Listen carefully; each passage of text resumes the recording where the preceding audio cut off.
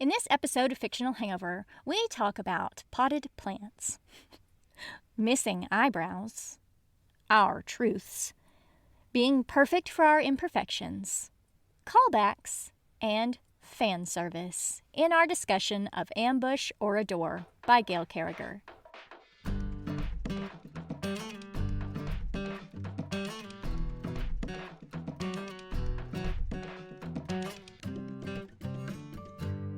Hey everybody, welcome to Fictional Hangover, a podcast about young adult and new adult books, series, authors, and voice actors that is full of spoilers. I'm Amanda.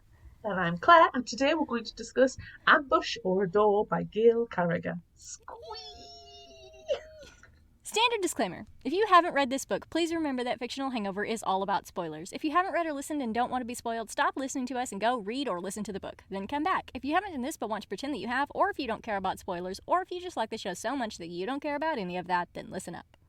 Gail Carriger book! Yay!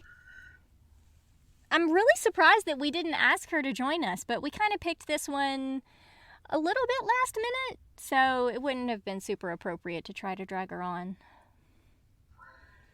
No, it wasn't as heavily scheduled.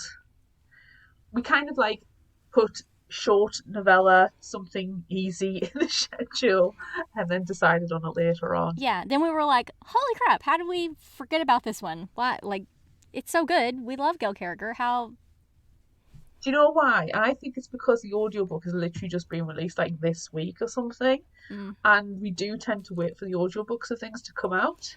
That is true. So I can understand why we've delayed it. Yeah. And it's usually our audio catalogue that drives some scheduling. It really, really does. Yeah. And in all fairness to us, Amanda, December is a really difficult month to actually, work and have a life and do the podcast. There's a lot of scheduling that needs to go in beforehand. So it's going to be a really good month. It's an exciting month. We've got some really good stuff. Yeah, we have a live. Ooh. So that'll be exciting. Everyone look forward to that. That'll be our Christmas episode. So it will also release, on whatever Wednesday that is. Yes. Yeah, it's all very exciting, but it is a difficult schedule month, and I think we're also very conscious of guests being busy this month as well. Yes, but we are lucky in that we have an extra special bonus episode, that we've stored away. The double bonus. Yeah, the double bonus, which has only happened once before. With Caitlin Davies. Yeah. And that was a good time. Exactly. Yeah. So, let's get into this one. Anyway, background info. What do you got? So, I pulled this info from Miss Gail's website. Uh-huh.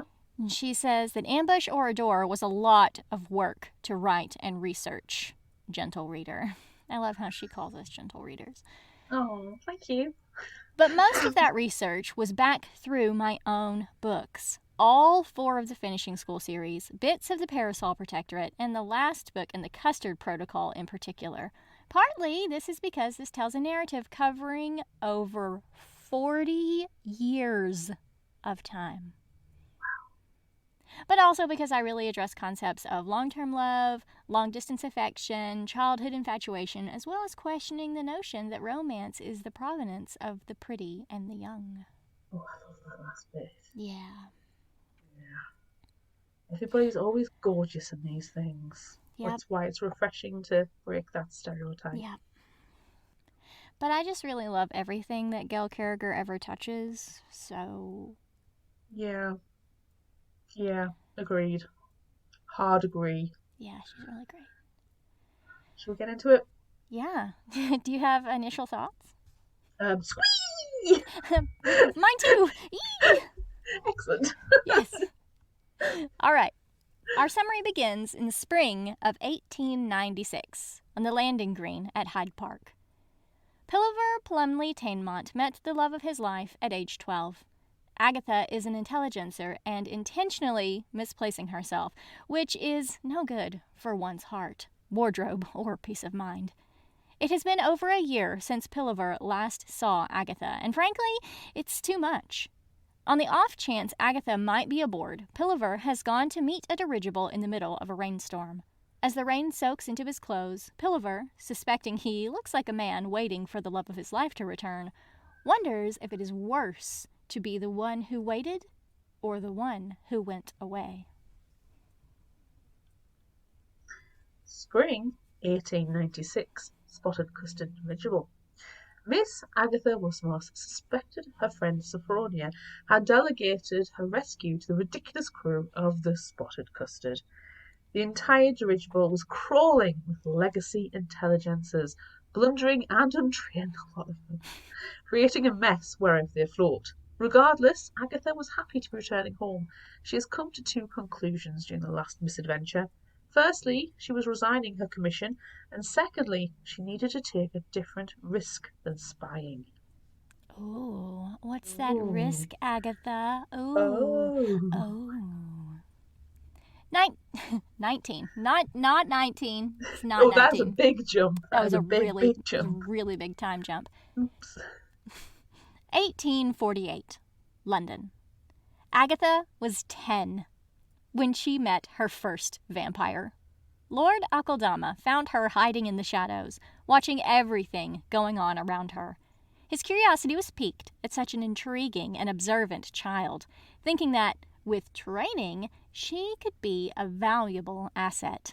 Lord Akeldama offers her patronage. She needs only to attend a particularly interesting educational establishment for young ladies of quality and report everything she learns. So at age 10, Agatha bargains with a monster and never regrets it. Wonderful. Lord Akeldama is not a monster. Pillover never has it. He's glorious. He is. He is, of a sort.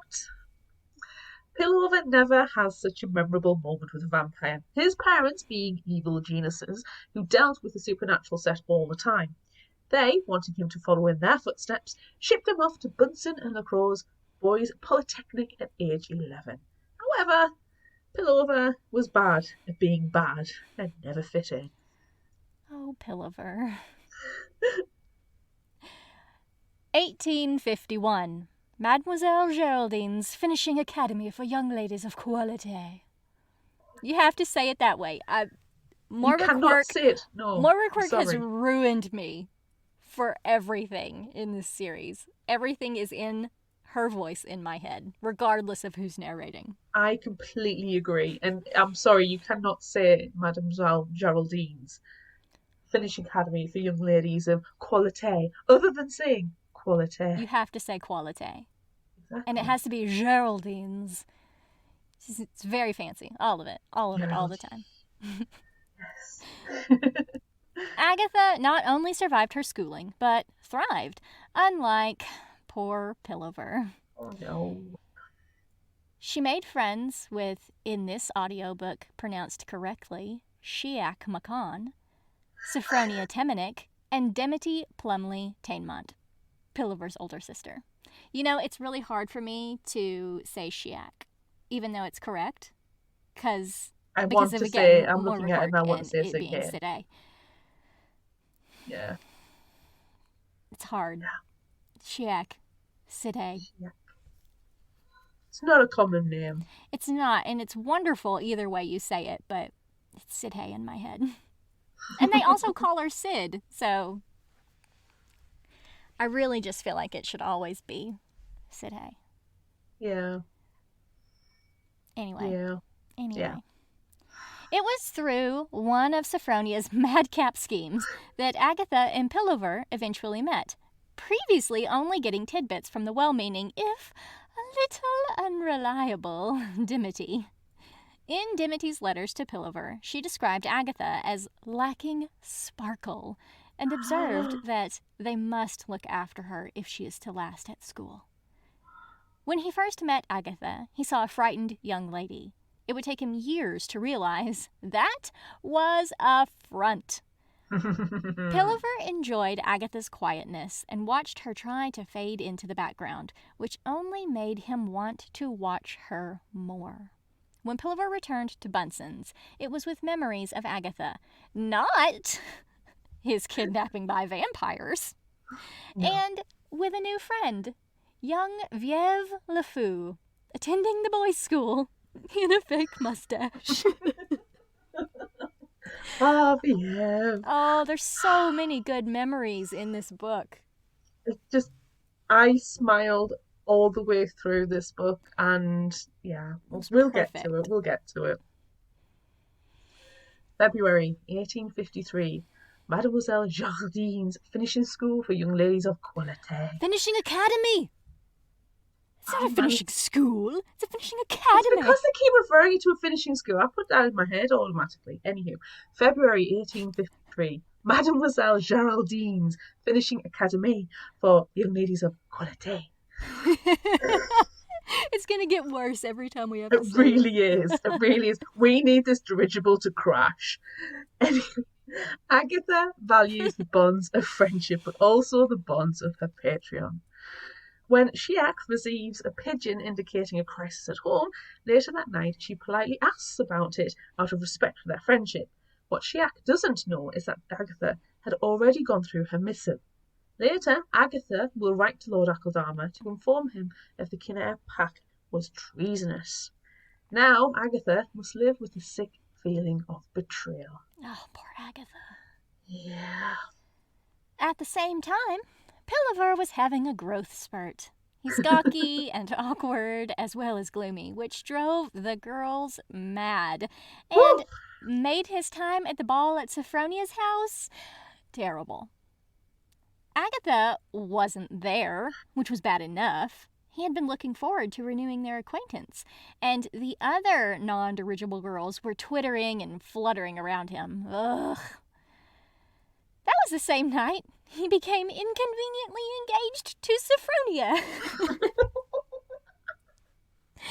Oh, those matchmaking mothers can read far too much into a situation. Oh, honestly. December 1853. Oh. Mademoiselle Geraldine's finishing academy for young ladies of quality.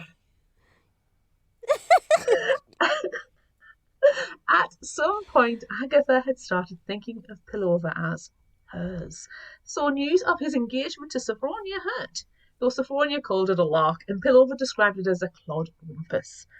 During the assignment where she had to imitate Dimity, Pillover's marked preference for Agatha in her tight gown and sparkles allowed Sophronia to throw him over. Thank goodness. The assignment also allowed Agatha and Pillover time to talk, and she learned a great deal about him and his new propensity, with the help of Yev, for blowing things up. Something which allowed him to attain nefarious genius ranking at the school. She also learned he was a homebody and that her dreams of travel were very different to his own. New Year's Eve, 1853. Mademoiselle Geraldine's finishing academy for young ladies of quality.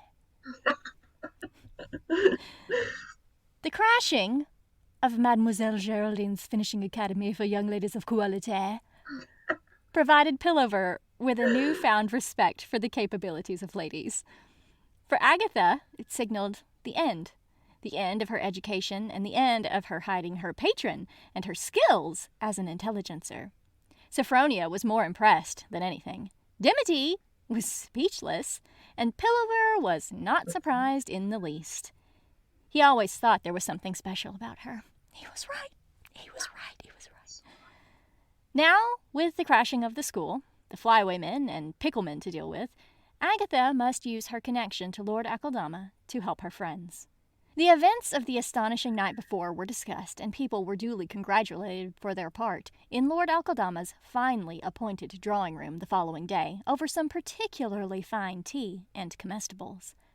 While the ladies were finished, Pilliver still had 4 more years of education at Bunsen's to contend with, which he and Viev suffered under until Pilliver finally grew up at 16 and affected a gloomy air with a touch of insanity, courtesy of a small fire kit of Viev's invention. I really love that he just stares off into the distance and sets fires. And everyone's like, "Geez, leave that guy alone. He's a mad, evil genius." And his clothes are tattered and disheveled, and his shirt's always untucked. I love it. It's amazing. April 1858. Dimity was officially coming out this season, and because Pillover is a decent brother, he travelled from Oxford to attend. It had nothing to do with Agatha, also making her debut. No, not at all. While Dimity stood out amongst the crowds, shining and sparkling, Agatha disappeared amongst them. Literally. Pillover was reliant on Dimity pointing her out beside a potted fern. They danced the third together, and Pillover was shocked when Agatha blatantly flirted with him. He didn't like it, because he knew it was manipulation, something he thought they were above. Since they were friends, if Agatha wanted anything from him, she needed only to ask. Apparently, this was news to Agatha. He was her friend's brother, and while Pillover wants to improve their acquaintance, Agatha suspects she won't be around much for that to happen. For as soon as she is able, Agatha will take the opportunity to travel. Later that night, in Lord Akeldama's drawing room, Agatha completes her mission set for the evening. She found and gave to him a small, brass, military-style button with an octopus design, indicating the appearance of a new secret society which is likely up to no good and of a scientific inclination. Agatha has a suggestion that would be a long game, which Lord Akeldama loves. First, she would need to travel to France to seek out an individual with a particular set of scientific skills still at university and employ them to work toward accessing the society. Second would involve getting someone locally recruited into their ranks, despite their vocal aversion to them. For this, Agatha would need untranslated Latin scientific texts, preferably medical. Lord Akeldama is known for his long-term machinations and is on board with Agatha's plan. This is going to take decades. Fine. I love it. I love it. It's perfect. I love it, darling. My little snowdrop. Please go ahead. Even later that night, after the ball ended and intrigues concluded, the Plumley Taymont siblings are sitting peacefully in their townhouse, a residence which Dimity shares with Agatha. Agatha joins them, sitting on the rug in front of the fire. She explains she needs texts translated from Latin, and yes, it is with the goal to be recruited into a secret society. Agatha, Pillover can't refuse. He only asks that Agatha write to him while she is abroad. 1859 to 1862. Pillover's reputation as a translator grew, as did his gloomy academic persona, which became appealing to the young misses across the ballrooms of London. They just love him so much. He's so dour. He's so gloomy. Yeah, he's so dreamy. It's amazing. So broody. Thankfully, his lack of fortune rallied the chaperones to keep marriage off the mind of any young chit silly enough to entertain it. Agatha, meanwhile, travelled with more frequency to greater distances. When Agatha came to town, Pillover made sure to travel down from Oxford. During these visits, they developed a pattern. Pillover would wait up for Agatha, and at some point he would look up from his book and find her sitting on the rug in front of the fire. If she was hurt, he would tend to her wounds. Oh, it's so freaking sweet. That's sweet. April 1863, Oxford. Pillover received a missive in particularly flowery handwriting, definitely his sister, asking him to look after her plants. Plants? Dimity doesn't keep plants. The next day, Pillover caught a train to London, realising he knew which wallflower his sister needed him to take care of. In their townhouse, Pillover finds Agatha ill in bed. For 3 days he tends to her, barely leaving her side, before her fever breaks. After a few days, Agatha is well enough to leave her chamber. A few hours later, Pillover returns to his studies at Oxford, and Agatha, left alone, misses his rumbling voice, reading to her in Latin. Aww. That's a good friend. 1864, Oxford. Pillover transitioned from student to teacher without fanfare, cemented his reputation as an expert in Latin translations, and secured an invitation to join the Order of the Brass Octopus. His relationship with Agatha did not progress further than mild affection, though he was a martyr to love. Damnable secret society! Until March of 1867, Agatha was perfectly content with their relationship. Pillover was dependable and steady, but then something changed. Whilst on what should have been a simple retrieval mission, Agatha saw her potential future. She had obtained damning paperwork about her former schoolmate Precia's father, and it was while she secretly delivered it to Precia's residence, Agatha saw what could become of her. Precia's house was cold and empty, impersonal and lonely. Without Dimity and Pillover, hers would be the same. When her mission was done, Agatha returned home to the townhouse and found Pillover in residence. She confessed her fears, and he confessed his feelings. One thing led to another, and Pillover spent the night in Agatha's bed. Oh. As the years went by, this arrangement seemed to suit. When in London, Agatha would stay at the townhouse, and Pillover would join her in her bed, tending to her wounds when needed. He knew very little of her missions, only what information Agatha wanted to share. At Oxford, Pillover made a friend, Sorensen, who shared his interests, and they formed a book club, which extended to his geologist friend, Bulbit. He also continued his association with the Order of the Brass Octopus, though they didn't seem to be up to anything nefarious. Just lots of science. Science! March 1869. Lord Akeldama informed Agatha that her father had shuffled off his mortal coil, but left the particulars to her.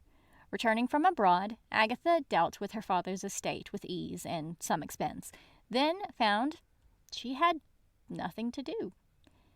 Dimity was on assignment, and Pillover had not expected her, so the townhouse was quiet. One evening, however, Pillover made his way to the London townhouse. He had just left his sister in the arms of a starry-eyed large man with a propensity for pirouettes and plans to be married. Ooh! Sir Crispin! Yay! It's all come together. It does. It's wonderful. With Dimity's change of marital status on the horizon, the living arrangements will have to change too. Their townhouse does, after all, belong to Pillover, and a single woman living without a chaperone, where a single male also resides on occasion, is a scandal. Scandal, my pals! Oh! Pillover's solution is for Agatha to marry him, which Agatha simply cannot do. No. If she became a wife, she would have to be a wife and would lose herself. Agatha feared that if she stopped being an intelligencer, she would simply fade away. Oh. Look, I think the chances of you fading away as an intelligencer are higher. Yeah. Because that's literally what you do best. Pillover will not let her fade away. He's the one person who sees her. Yeah, and it's wonderful. June 1870. Dimity and Crispin's wedding. Yay! Of course, both Pillover and Agatha attended Dimity's wedding and danced together twice. They fell into their old friendly pattern of barbs and humor, which did not speak well to any future dalliance. The next day, the townhouse went up for sale. Oh no. Sad. That's going to be some very cold beds. Oh. Winter 1873, Hippocrates Club, London. After a visit with Viev, who was returning to London and needing to purchase property, Pillover spent the night at the Hippocrates Club. With uncharacteristic curiosity, Pillover played the bumbling academic and went for a look around. What he found gave him an unpleasant feeling. There was gadgetry and surgical tools and beds set out in pairs. These were not typical medical facilities, and therefore something Agatha needed to be informed of. Obtaining a postbox address from Dimity, Pillover sent a note and reminded Agatha of her promise to correspond with him while she was abroad. December 1880. Coots Crest, Nottingham. Being in the area, and on a whim, Agatha visits Dimity in her home with Sir Crispin. She doesn't realize Pilliver is also staying with the Bontuis and their brood, and finds him under the progeny. There's 5 boys, and they're all just piled on top of Pilliver. When he's able to surface, Pilliver takes her down to the drawing room for mulled wine, where Agatha sits in her usual spot in front of the fire and rests against him. Pilliver unpicks her tight coiffure, and Agatha feels her shoulders relax, and the tears flow as they share a kiss. Pilliver asks Agatha back to his cottage in Oxford, located between the train station and the Green. He considered her while he purchased it, of course, but Agatha won't go with him. I want to shake Agatha at this point and just say, I know. Just go. You don't have to stay. Go. Just go. Winter 1885. It took a long time for Agatha to work up the courage to visit Pilliver. After her latest mission, loneliness became too much. When she reached Pilliver's cottage, she found light streaming through the windows and the noise of a gathering inside. Reluctantly, she knocks. Pilliver answers and refuses to let her leave, booting out his old friends instead. They build a new, if sporadic, routine where Agatha would make her post-mission report in London before travelling to his cottage. Pilliver was even able to get Agatha to sit for a photograph, which he promised he would never share. He had a tangible piece of her to look at when he didn't have the lady herself. And this went on for 10 years.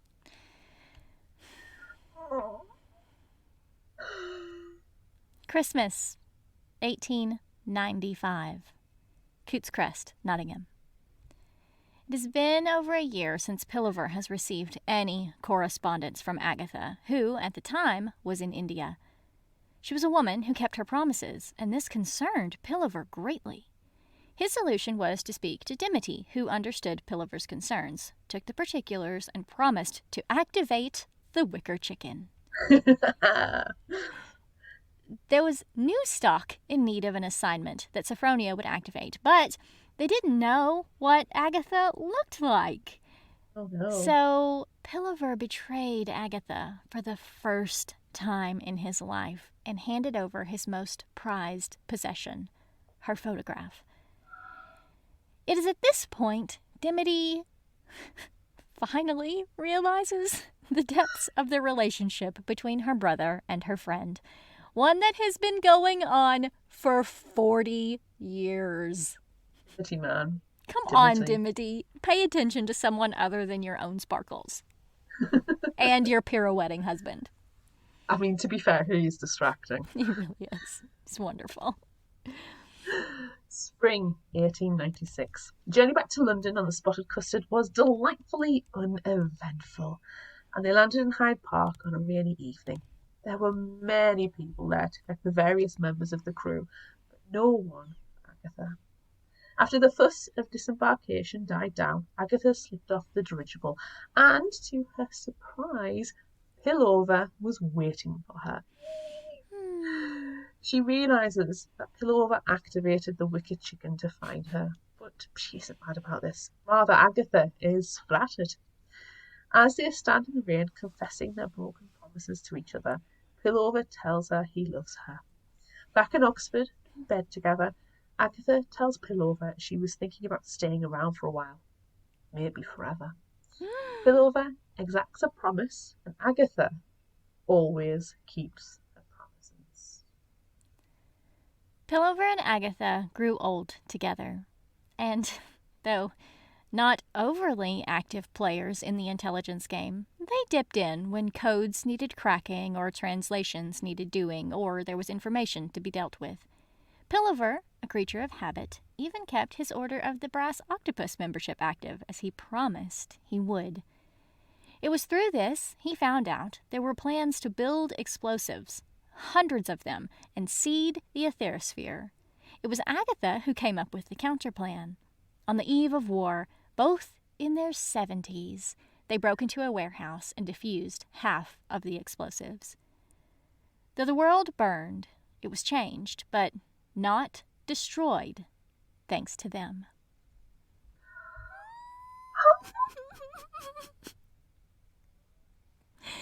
It's so good. I'm gushing. I know. It's wonderful. It's a whole life story. It is. From 12 to 70s. It's amazing. It is. Right, let us go and get our tea and crumpets, and then we shall discuss. Okay. Hi, this is Leah Stuhler, creator and host of YA Book Chat podcast. If you love reading young adult books and chatting about them with your friends, then head on over to my podcast and take a listen. Each episode, my guest and I chat about a different YA book. We start spoiler-free and then head into our spoiler section where we dive into the mysteries of each book. And we do it with laughs and fun along the way. You can listen to YA Book Chat on Apple Podcast, Spotify, Stitcher, iHeartRadio, and wherever you get your podcast. And now, back to the show. I cannot say what my favourite part was because the entire flipping novella was delightful in every way, shape, and form. I agree. There were some parts that I picked out that I really, really enjoyed, but seriously, the whole thing. It was amazing. Everyone knows from listening to all of our Gail Carriger episodes that have occurred in the past that Finishing School is my favorite. Yes. It's my favorite of all of them. And there was quite a bit of time in the beginning of the book that was spent during the Finishing School times. And it just made me so happy because all of the adventures that Sophronia goes on in those books, Agatha was there in the background. Yes. And so it was interesting to see some, very small bits of that stuff, but just realizing that Agatha was there the whole time. I need to go back through the Finishing School series and just relive, the entire thing, but also pick out those parts and just reconsider Agatha a little bit more. Yeah. Upsettingly, we have never discussed the Finishing School series. This was BC. Yeah, it was in the before times. So we've talked about it. I think we should do it. I think we should do it too. I really do. And that episode was like episode 8 or something. It was at the very beginning where we didn't discuss hardly anything. But Gail Carriger was there. She was. She came on. And it was there. The episode that brought me to Fictional Hangover, so it does have a special place in Fictional Hangover history. Yeah, it really does. But I think we need to cover them and have a discussion ourselves because it'll be hilarious. It really will. And, former co-host Amber, this isn't her style. She doesn't love steampunk. So, whereas I was obsessed with it and I love these books, it wasn't her thing. And so I think since we both love Gail Carriger so much, I think it'll be really fun if we go back and cover them in more depth. I mean, we did it. Yes. We did it with a selection. So I think that, and with Don Kurgich with The Dead House. Mm-hmm. So I think we should do it with these too. There's no reason not to. We love them. Yeah, it was lovely revisiting everybody from the Finishing School. It almost feels like, pardon the pun, fan service. A little bit. Just like give all of those the wicked chicken moments and the sparkles and just have everything in there. I mean, it must, like you say, when you said with the background information, an incredible amount of work on Gail Carriger's part to be able to produce it. Yeah. There was also I think it's in the ebook version, there's an edited bit from the end of Finishing School where she was like summing up everyone's lives, and there was a paragraph about Agatha and Pilliver like getting married, but that was taken out, and then this whole story was written. But she wrote that years and years ago. Yeah. And this one's just recently released, and it's wonderful. It's nice that it's an unconventional love story as well. and it's not something that happened as a love at first sight or even a love at 20th sight. It took, like, for Pillover it was. Pillover knew. Pillover's a massive romantic, though. I mean, he's a classicist, come on. But for Agatha, it was, for all the fact that she is very observant, she completely missed this. She completely missed Pillover. Well, it's because she's always disappearing and she doesn't expect anyone to ever see her because that's her job. Her job is to disappear. Her job is to be invisible. So she just assumes that everyone believes she is. She's not. Exactly. And to give her a due, when we meet her at age 10 hiding behind the curtains and Lord Akeldama's like, how are you hiding so well? It's almost like she's got a supernatural ability to do so because he couldn't find her. He was like, he knows there's somebody hiding. And that was really delightful that even he was tricked for a while by her at age 10. So she's obviously started developing these skills from a very young age for survival, for not necessarily independence, but it wasn't a happy family life, actually, childhood. She didn't like her father at all. So for survival's sake, she needed to develop these skills. And she learnt to not want to be seen. And if you do not want to be seen, you automatically assume, I'd imagine, that other people, that's what's happening. People aren't noticing you. Yeah. And then she just gets fancy dresses that help her blend into the wallpaper. I love that she's like, yeah, I've been in all these houses and I've been studying all of their wallpaper designs and I have dresses to match each one. Her wardrobe must be flipping huge. I know, I love it. And ugly. Oh, it's awful. Victorian wallpaper is not the prettiest. No, it's terrible. It's really terrible. I've got images of like really heavy floral designs on the top, and then she might just have like a bold colour underneath, and they mismatch, and they're just awful. But if she stands at Lord whatever his name's parlour, then you cannot see she's her. Gone. There's nobody there. Yeah, she's gone. So, potted plant. Potted plant, table, wallpaper. Well, do you remember, dear listeners, way back when we had Gail Carriger on for an interview? Which one? Who knows? She's been on the show a million times. Which one? Probably the last one. And the one before, well, to be fair. We mentioned about Agatha standing behind a potted plant, and that was it was a latch. We latched onto the concept, and we have never ever let go. Even if you find us on social media, on the Parasol Protectorate website, on the group pages on Facebook, we are constantly going, yes, Agatha behind the potted plant. And there was a section in it for me, and you can't, even if Gail Carriger herself tells me this is not true, I will believe that we were the influence behind her. And I'm going to read out the line. To any outside observer, he appeared to be engaged in discourse with a nearby potted plant about the painting, because Agatha was doing that thing where she was there but not there, which meant no one saw her. And it was, I literally cried out and went, she's hiding behind the potted plant. Was that us? Did we influence it? And I posted this on social media, and Gail Carriger replied with a love heart and starry-eyed face. And I'm like, okay, that's not a no. Right? So do you know what else? Yes, what? There's that scene. And also the fact that Agatha lost her eyebrows as she aged. And we had a very in-depth discussion about my personal lack of eyebrows with Gail Carriger. And the fact that my Parasol Protectorate name is the painted eyebrow because I have to draw my eyebrows on.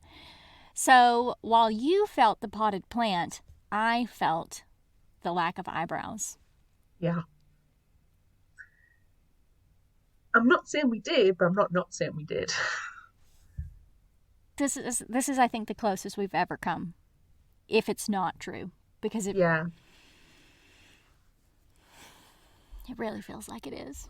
It really does, doesn't it? And I don't know if we're glorifying ourselves too much, but honestly, it was just, I don't know.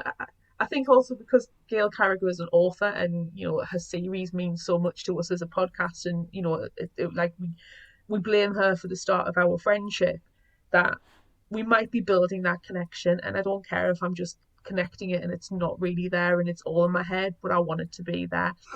And if there's something that we've learned from when we read All These Bodies the other week, that's my truth.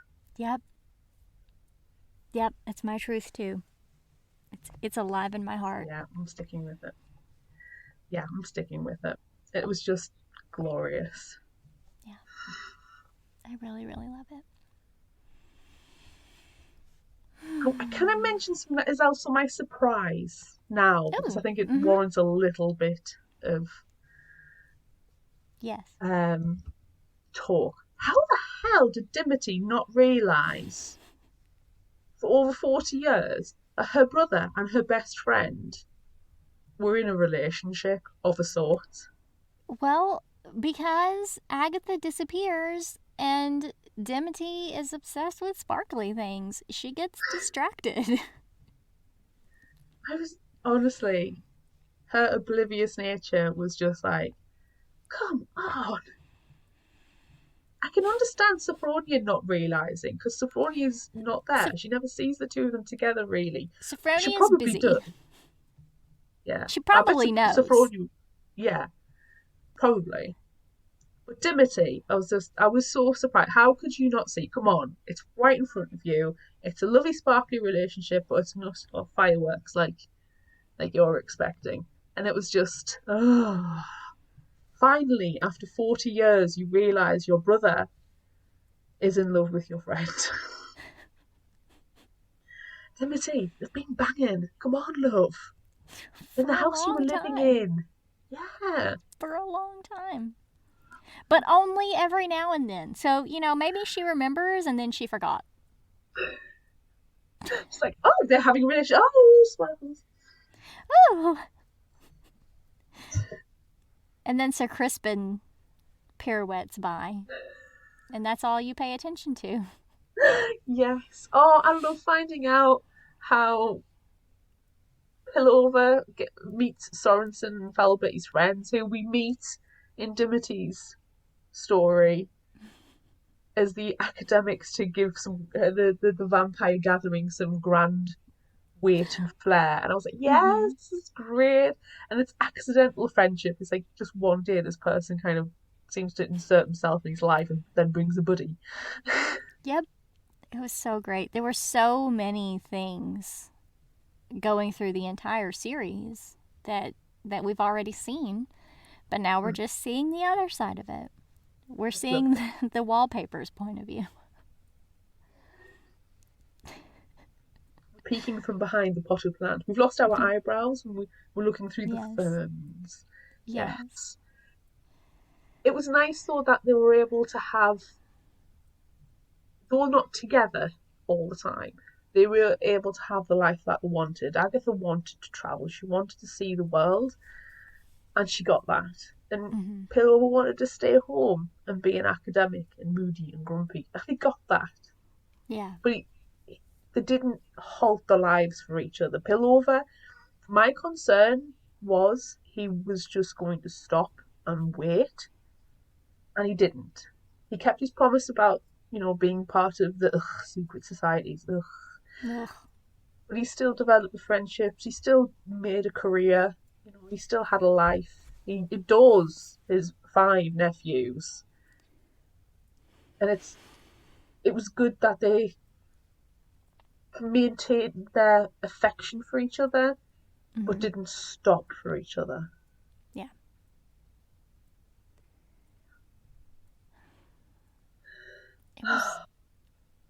It was a very sweet story, which, we all know how I feel about sweet and romantic things, but this one has so much history and so much of the backstory of everything that we've loved in all of these series So it was just, it made my heart happy. It did. It made my heart happy too. It was an unconventional love story, and that was good. Yeah. But, you know, all of Miss Gale's books, the love in her books is always very special in one way or another, or it's unique for the time, or it's not something that, you know, it's like a pearl clutch sort of relationship. But all of her stories are like that, and it's just... Yeah. It's just so beautiful. It's definitely a hallmark of her writing. And she's really she puts a lot of emphasis on friendship as well. Mm-hmm. And the found family aspect, which everyone knows, we adore that. We do. We really do. And even though this was a quote unquote romance between Agatha and Pillover, it was also their story of their friendship. Because even when they weren't being romantically connected, they were still friends. Mm-hmm. And that was lovely.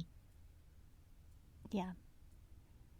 Love to see them in their 70s sneaking into a warehouse to defuse bombs. I know, it would be so great. And then in the background, as they're sneaking back out, you just see explosions over the London skyline. Yes, it's the classic explode and walk away that we really like, but when they walk away, they have like canes or walkers. A little pat on the shoulder. Come on, love, you okay? Yeah. Have a cup of tea when we get home, yeah? Can I tell you that there was one thing that I didn't care for? Yeah. The cover. The cover was beautiful. The color was beautiful, and I loved how because Agatha is the wallflower. Yes. And she has her wallpaper dresses, that it looked like the character on the cover was emerging from the walls. But Agatha is always described as being pretty round and voluptuous with bosom. And the beautiful, adorable woman on the cover is a tiny little thing. And that's, I mean, Pilliver loved Agatha's curves and, you know, her roundness. And she wasn't a fan of it. But he was, you know, when he was 14, he was obsessed with her giant bosoms. Oh, yes. You know? So, while the cover is gorgeous, and I love that she's blended in with the wallpaper, that's not Agatha to me. No, I agree. Yeah, I agree. I feel like we needed a little bit more of a curvy representation on the cover of the book. Yeah, and it's disappointing, especially as a curvy girl, to not see that. Ms. Gail probably doesn't have a lot of say of what happens on the covers. Right, I'm sure she doesn't at all. No, I'm not looking at her at all. I am looking at the publishing house, and who do have a lot of say on what goes on the cover. And yeah it's probably the biggest shame out of it. Yeah, and that doesn't have anything to do with the story. Not at all. It's just not the cover. All. The covers. But a book does sell the book. Right. And it would have been nice to have that. It would have been. We've both had many conversations about people who've looked at covers and judged the book by its cover and said, I can see myself in that picture and I'm more attracted to that book because of it. Yeah. But the cover was still lovely. It's a gorgeous cover. I love the shade. I love the colours. Yeah. I love also that it's reminiscent of the finishing school books. And like this new series, which is, you know, taking place in the times of the finishing school girls and when they're grown up, you know, the covers kind of mirror each other and there's similar colors, and It's beautiful. It's really beautiful, but it made me sad. Yeah. I think as well, it's like when I look at the finishing school books, and I'm going to hold one up for visual purposes, that's obviously Sophronia, which is far too old for Sophronia. Yeah. There is no way she is a teenage girl. No. But and then if we talk about, we've talked about the Vampire Academy books bearing no resemblance to the contents. It's one of these things, unfortunately, where the cover doesn't necessarily affect the inside, and when it does, like all these bodies cover, wow, that's spectacular. Or the Harrow Lake, particularly for me, the UK cover is spectacular. Like, those really represent what's in there. But I think you raise an excellent point that it's a shame that Agatha's had a disservice, that her actual photograph, her representation, wasn't the same. And I'm not saying do it when she's in her 70s and just, save the world again. It could be youthful Agatha, but she was perfect for her imperfections. Yes, and she hated all of that stuff about herself. She didn't like her freckles. She was, she didn't like, when she was a kid, she didn't like that she couldn't wear the types of dresses that her friends wore because, her boobs would overflow the top. And of course, everyone else was like, oh, I wish I had your bosom. And she's like, ugh. But still, it's just a shame because that's so much about Agatha. And while everyone loves everything about Agatha and, she hates all of that stuff about herself, it's still, it's important. That's who she is. Ooh. Talking about her, Agatha as a character, this bit after Mademoiselle Geraldine's finishing Academy for Ladies of Quality crashes and burns. And she has to come out to Sophronia and Dimity and Pillover and go, yeah, guys, I've kind of been spying on you for the last, at least 4 years and reporting to Lord Akeldama because he's my patron. This is a little awkward, but, that's my truth. I felt so sorry for her because she put everything on the line, to be honest, to them at last, because she could be. And it was such a, it was a difficult scene. I mean, it wasn't a difficult read to read. It was fairly, and I say blasé, but it was not like heart-wrenching or anything. But I just felt so sorry for Agatha because if she loses Dimity and Sophronia and Pillover, she's going to feel like she's lost everything and she's got nothing. And it kind of doubled down when she got Precious' father's information packet and left it in Precious' house and saw what could have become of her. And if Dimity hadn't just been left speechless, which is probably the only time in her life that's ever happened, and Pillow was like, yeah, I knew this. I knew there was always going to be something special about you. And Sophronia's like, slow cat, well done, bravo. Yeah. If they hadn't reacted that way, she could have very easily at that point turned into Pressure. Yeah, she could have. But because she's found her family, they're not going to treat her that way. No. Miss Gail wouldn't let that happen. No. Do you know who I missed from this story? Because everyone else was mentioned. Where was my soap? Just give me one little soap. Just one. I swear Miss Gale's doing it on purpose. She knows how everyone feels about soap. She knows that soap is everyone adores soap. I was also hoping for a Spoo moment at the end when she's coming off. Yeah. She's just like dangling by on a rope or something. That's all I need. Hey up, you're going to disembark now, love. Yeah, I'm going. I just really need a soap moment. I need a Spoo moment. So yeah, I'm totally with you there.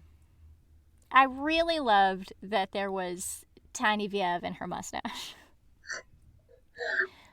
I love that Pillover helped her shop for property and was there when she found the hat shop with the chamber, and he's like, "You're just gonna make a lab, aren't you, and get up to no good?" And she's like, "Yeah, pretty much." Yep. Yeah. Yep.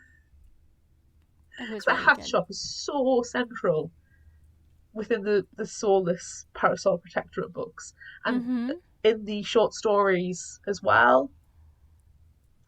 You know, for the older series, it's just, yeah, those little tidbits just thrown in. It's like I was saying, it's like a fan service book, because it's just every series has its representation, and you revisit. And apart from, you know, saying soap and spoo, we get a little taste of everybody, and it's glorious. Yeah. Oh, no. I'm just holding out hope for a soap book. There's got to be one. Yeah, I hope one day. That's all I want. Sophronia/soap book must be so difficult to do. Yeah, especially because, I mean, the entire finishing school was really a Sophronia's story. So it would be difficult to have a story with her later. And I think that her time really could be past. And seeing the wicker chicken show up in the background, exploding things, that's fine. That's really all I need of Sophronia now, because I got her story. But I just her reticence cameo is one of the best. Yes, I agree. But I just really need soap. Yeah, soap needs more. Yeah, need more soap. # we need more soap. Yeah, which can be taken in any way you want. Yeah, take it however you choose. Do we need to say who our favourite character was? I mean, if it's not Pilliver, you're wrong. Yeah. Is it really bad that when I finished this, I suddenly went, hang on, I've suddenly got a type. Nerdy, awkward academic who needs managing. Yeah, that's fine. That's fine. Miss Gail knows how to write a nerdy academic who needs managing. She really, really does. Yeah. She's got skills, this woman. She really does. Now, we've discussed my surprise already with Dimity being completely clueless.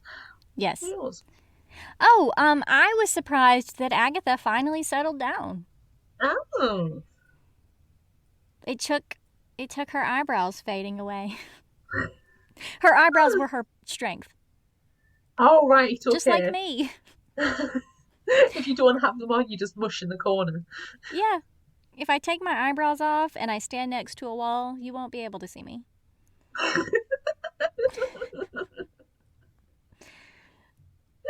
The cosplay for this is just going to be a potted plant against a wall, isn't it? There's no cosplay at all. Like, no one would know. No one would know because I'm so well hidden. It's just a potted plant on a table in front of wallpaper. I need this picture in my life.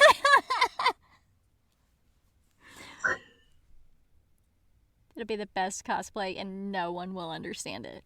Well, a great big chunk of people will understand it, but the cosplay community probably won't. Huh? Is she the potted plant? Is she what? Is she that? Oh my god, is she a table? Oh my god. Come on. Yeah. Really. Speaking of table or wallpaper, shall we do Would You Rather? I think that we should. Would you rather? We asked on social media, would you rather be disguised as a table or blend into the wallpaper? Well, it was a resounding success for wallpaper. Facebook, 100% wallpaper. Instagram, 17% table, 83% wallpaper. Twitter, 7% table, wallpaper, 93%. And TikTok, they were 50-50. I was really surprised about TikTok being 50-50. I really, really was. And there were a good number of votes, but it was just 50-50. Yeah. We had a good comment from TikTok as well. And it was from Dakota, which I can't wait for Dakota to join our family because she's going to at any moment. I know that she is. She has to, because Dakota is fantastic. She has to. She really is. But Dakota had a really great comment that she wants to be a table, but her table is a rage table. Yes. And then she in parentheses, bloodlines, would you rather? Yes, Dakota. We are rage tables together. I love a callback. Dakota, I love it so much. She speaks to our hearts. She does. Well done. That was amazing. Good job, Dakota. Well, what other comments do we have? On Instagram says, blend into the wallpaper. Imagine all the dress options. Yes. L20 Cav on Instagram says, it all depends on the length of time we have to do it for. I think with impersonating a dinner table, you'd get a better chance of surviving as you can pinch their food. If you start bursting for a wee-wee, I bet you could sneakily pee and fill up one of their drinks, too. Ew. Can I just say, bursting for a wee-wee is probably my favorite thing that we've said in this episode. But only when I say it, not how it's written. Bursting for a wee-wee. You got to get rid of that G. You got to southern it up a little bit. But to be fair, the real way to say it should be busting for a wee-wee. I mean, I'm fine with bursting. Yeah, it should be busting for a wee-wee. You're going to burst. Yeah, but you're going to burst because you're so full of wee-wee. Well, that's what busting is. It's just what bursting is, too. It is, but just said slightly differently. Take the G off completely. Yeah. And it turns an to an ooh sound. Anywho. Really, can I just say that wee-wee? Yeah, just say wee-wee. Good. Just wee-wee. Bree Tart on Instagram says, blend into wallpaper because it has much better opportunities to go with my ensemble while preserving my back. Excellent. I like the practicalities of that one, Bree. Me too. So what are you doing? Are you wallpaper or are you table? Or are you just eschewing all of them and you're a potted plant? You see, I want to go down the potted plant route. I want to hide behind the potted plant because it feels right. Yeah. You can be the table and we'll put the plant on top. Well, can I give you my turmoil? My turmoil with this question is, on the one half, I want to do a Dakota and a callback to the tables, and I was sexy table on that one. Right. I really want to do the sexy table. And the sexy table, it would have like a really nice cream tea on there, the 3-tier stand. And it would have a smoked sandwich on there and a nice little tarts and scones and the cream. Oh, beautiful. Yes, it's a good table. So table. that's what it would make the sexy table. However, Bree makes a fantastic point with backs. And we all know my back is bust. Yeah, we all know that Claire's back is bursting for a wee-wee. So it feels like it should be the proper thing to do, which should be blended into the wallpaper. But Victorian wallpaper, hideous. I am not a fan of wallpaper. I like a painted wall. And their wallpaper was gross. And imagine having that on a dress, which again is another callback to another Would You Rather, when it was about having an ugly picture on a t-shirt. Yes, or your whole house being wallpapered with a terrible painting. Exactly. I'm in turmoil, Amanda. I know. This Would You Rather is really tough on us because of how we feel about tables and wallpaper. Strong feelings. Yeah. So I can't go option C and say screw it all. I'm going to be the plant because there's no option C. No, there's no option C. So I'm going to go wallpaper to preserve my back, and then as wallpaper I can secretly snaffle the cream tea, and they won't realise that it's me that's stolen the cucumber sandwich. Okay. It's me that's drank the cup of tea. And it's you that's done a wee-wee. And it's me that's done a wee-wee in the potted plant that I'm standing next to. Right. Yeah? So that's what I'm going to do. But in my heart, it's potted plant. Right. That's understandable. See, I am also torn because of our aforementioned table and wallpaper discussion. Yeah. But, I mean, I really, really like ugly clothes. I really, really do. It's like the ultimate cosplay. You're cosplaying as all these people's parlours and drawing rooms. Yeah. So I think I have to go with wallpaper, but rage table. You're a rage table in your heart. I am. I am a rage table in my heart. I'm always a rage table in my heart. But this idea, oh God, I wish I had the talent to draw this. But just basically, it's all of, like, it's us and, you know, our Gail Carriger listener fans all in these ugly wallpaper dresses, and we're just all kind of like standing next to each other and going, hang on, we're all hiding as wallpaper in this parlour. You can see it. Yes, we're Annie all would be wallpaper. there.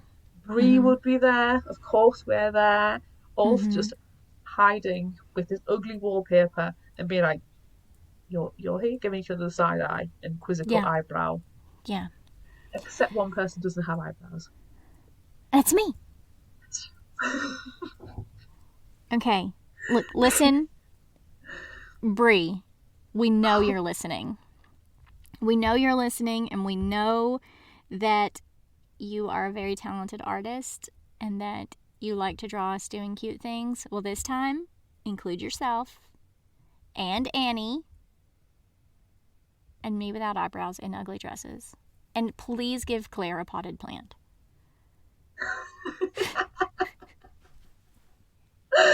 Oh. Challenge extended. If Bree does this, I'm sending her treasures. We already need to send treasures anyway. That's true. Everyone needs all the treasures. They're going to come out for Christmas. Anywho. Assuming mail runs properly. That's the plan. Ooh. Everyone gets Christmas presents. Anywho, next question. Let's move on before we start making other demands. Okay, so my question is actually one from the finishing school episode, but you weren't included on that one. No. And it also applies to this one. I mean, it really does. So I want to know, would you rather go to Mademoiselle Geraldine's Finishing Academy for Young Ladies of Quality or Bunsen and Lacroix's Polytechnique? What is it? Is there any Boys Polytechnique for evil geniuses. Boys Polytechnique. Which one would you go to? Mademoiselle Geraldine's or Bunsen's? I would have to resoundingly go to Mademoiselle Geraldine's Finishing Academy for Ladies of Quality. I want to be friends with these people. I do not want to be their enemies because they are so fantastic in every way, shape and form. Whereas Bunsen's is just cold and horrible, and unless you are a pickleman, you're going to get the snot beaten out of you. And I'm not down for that at all. I want to be on that dirigible. I want to be learning all these kick-ass abilities and nuances. I want to save the world. And I want a cool intelligence. Yeah. Not even a question. Easy. Where are you? Which dorm are you checking into? Look, I want to be Viev. I want to wear a mustache. I want to make rocket skates. I want to go to Bunsen's. And also, I was a pickleman. I've been a pickleman. True. That is true. I mean, as much as I love everything that happens at Mademoiselle Geraldine's Finishing Academy for Young Ladies of Quality, I want to go to Bunsen's for the mustache. The mustache and the top hat. That's why I'm there. And setting things on fire. And setting things on fire. Because we all know how we feel about setting things on fire. Fires solve a lot of problems. Brilliant. That was a great question. Next one. Would you rather travel the world as an intelligentsia or stay home and be a classics professor? Again, I don't think this is going to be difficult.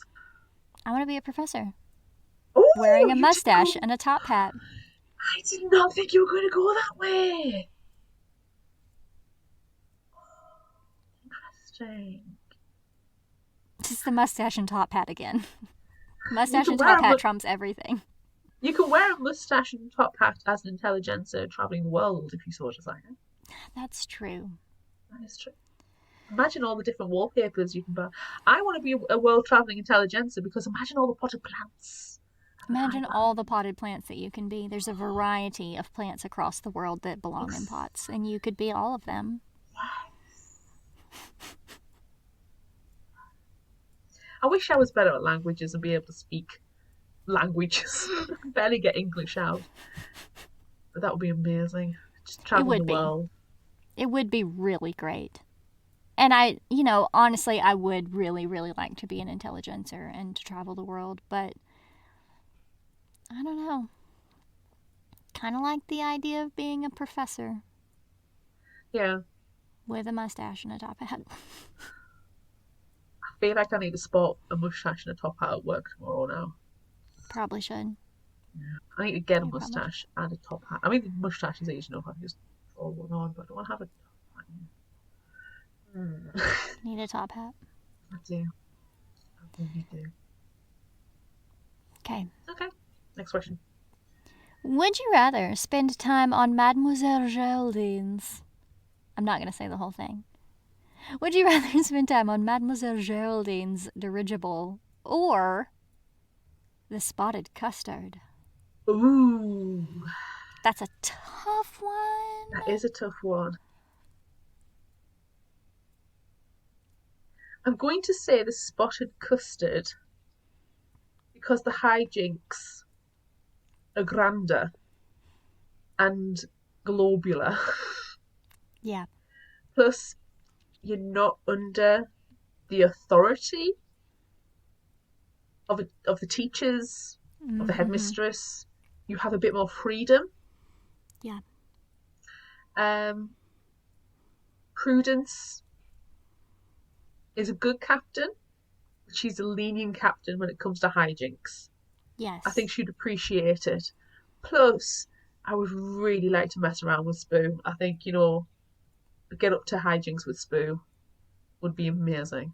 Yeah, I think so too. Yeah. And plus, the spotted custard doesn't crash. Right. I agree with you. I'm going to be on the spotted custard. Mostly for the chance to meet the merlion. Our merlion as well. Our terrible half merlion. Fish, but half lion. And you're just pushing your fish head into the ground. One of the greatest creations this podcast has ever produced was that merlion. It's the only reason why I'm there. It's for the fish head being pushed into the ground.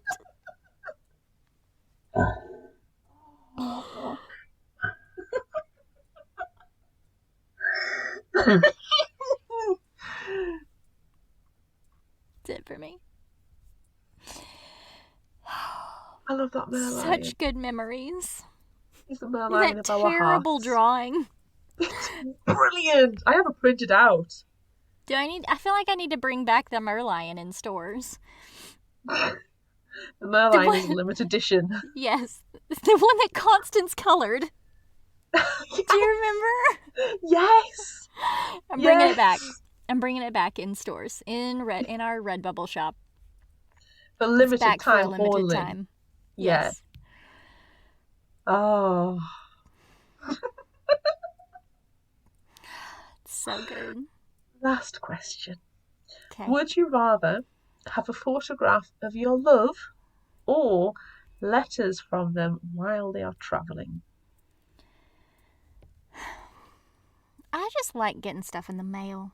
So I'm going to go with letters. I like getting letters. Yep. At least if you get the letters, it's sporadic communication at least. Yeah, they're still alive. Or someone has kidnapped them and assumed their identity. Well, that's why you need a code. Right. That's why codes are important. Yeah. It's like if I put on Twitter, I hate audiobooks, there's something wrong. Yeah. You're like, where's Claire? This is not Claire. Claire's been kidnapped. Exactly. Yeah. Or if you put on Twitter, my eyebrows have grown in lovely today, I'd be like, yeah, that's not Amanda. What's going on? There's something terrible happening. I've had an emotion today. What's going on, Amanda? Are you all right? Right. I know to check on you. Yes. Yes, you know. Exactly. I love brown pop. You're never going to hear that from me now, are you? Nope. Like, oh my gosh, Claire. What's happening? What's happening to you?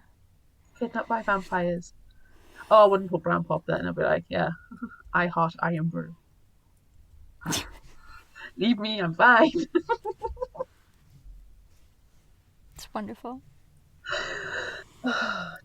Just talking about all of our favorite vampires just then. All vampires all the time. All vampires all the time. Why isn't that a shirt, you ask? Because I haven't made it yet. It sort of is. We do have the fictional hangover, Olinies and the vampire book. Yes, the only cure for a fictional hangover is another vampire book. Mm-hmm. But all vampires all the time would be really good too. It really would. Might be a stock refresh for 2022. Yeah. I think that's the end of Would You Rather. I think it is. So that means it's time for our favorite final thought quote. Ooh. What you got? There were so many. There were so many. Picked out 3. Technically 4 because I did read the Potter Plant one earlier, but haha, sneaky. Yes. So I'm just going to go with 3. Okay. Oh, Scottish accent. It didn't go around being nasty when some of us are armed with bobby pits. I'll pick that one out. It was good. Pernicious Ruffles, I always thought there was something innately suspicious about them. Ruffles, man. Can't trust a ruffle. Ruffles. Can't. Ruffles. And my last one is, love just was, and sometimes drifted about the world on a dirigible, and sometimes it waited patiently in the rain. Aww. It's very sweet. What do you have? I have 4. Ooh. And one, I don't think it technically counts because it's just a chapter title. No one forgets their first vampire. Excellent. It's just fitting for us because all vampires all the time. Okay, so now my 3 other ones. Okay. Trying to hold on to an intelligencer was like grabbing for soap in a bathtub. Very slippery and always causing a great deal of emotional splashing about that got everything wet and messy, but didn't ever really affect the soap. And one couldn't very well blame the soap, could one? After all, it's in its nature to slip away again and again. I like that one. Me too. Why is it that you are never surprised when I arrive? When I do that thing where I just appear out of the wallpaper, everyone else is always surprised to see me.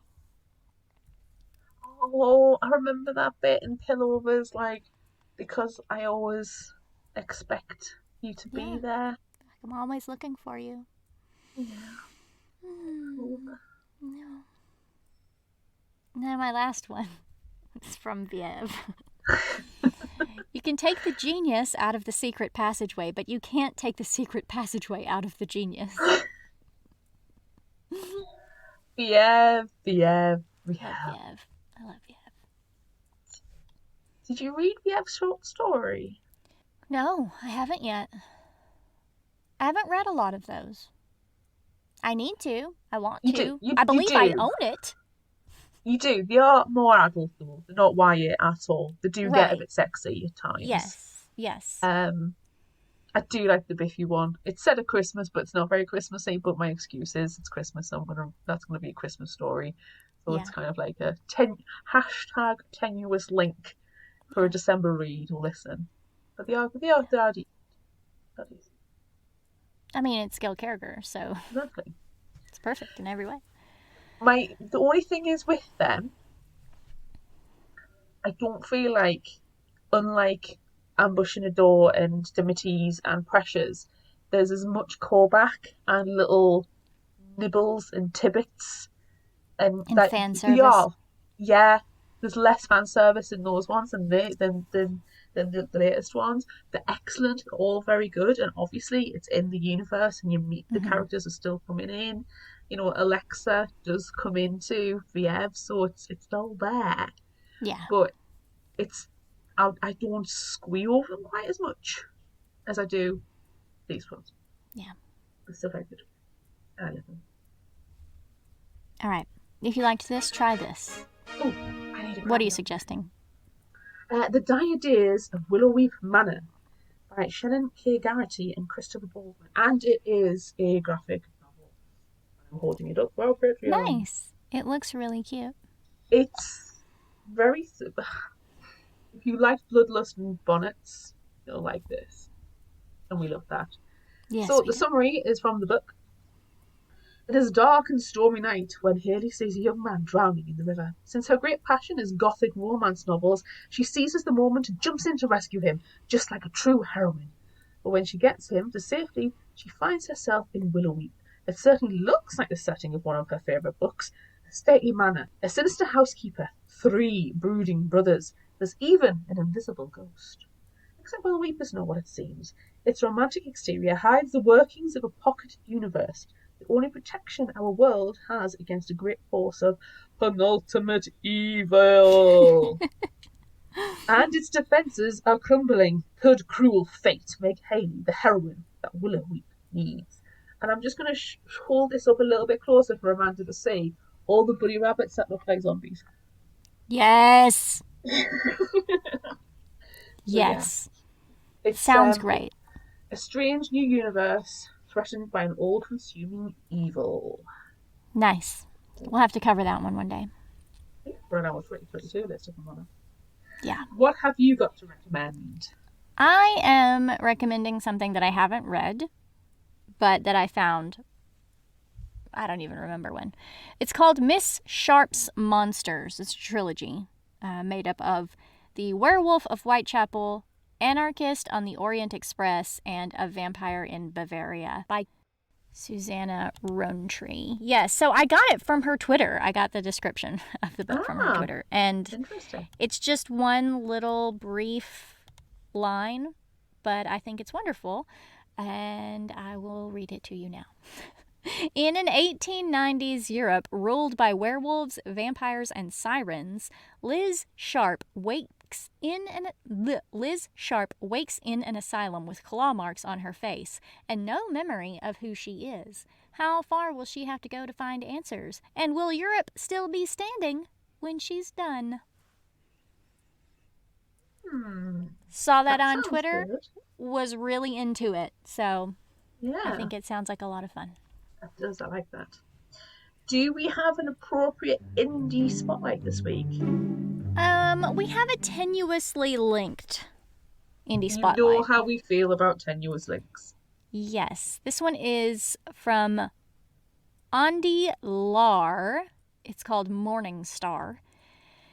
When her beloved father disappears from their rural home, intrepid teen Kirsty Montanique embarks on an epic journey to find him and fulfill a promise.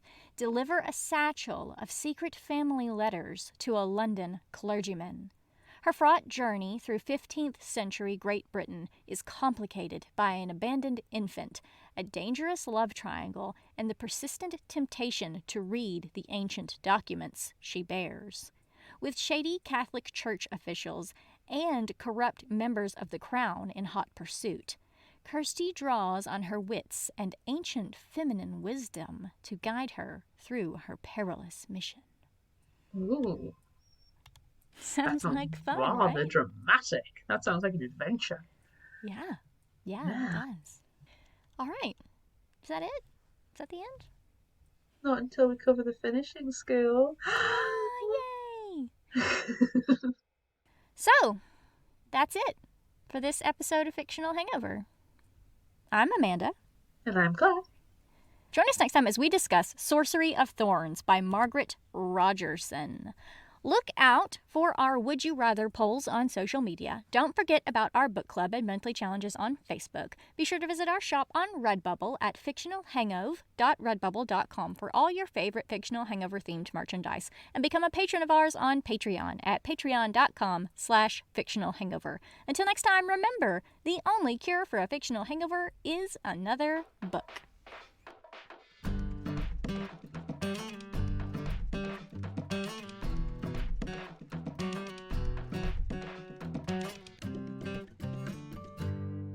You can find us at fictionalhangover.com, follow us on Instagram at fictionalhangover, find us on Facebook at facebook.com/fictionalhangover, and on Twitter at fictionalhangover, no ER. If you'd like this episode, check out our others and rate, review and subscribe so you don't miss out. And finally, special thanks to Liz Emerson for our music. You can find her on Facebook and Patreon. Thanks for listening.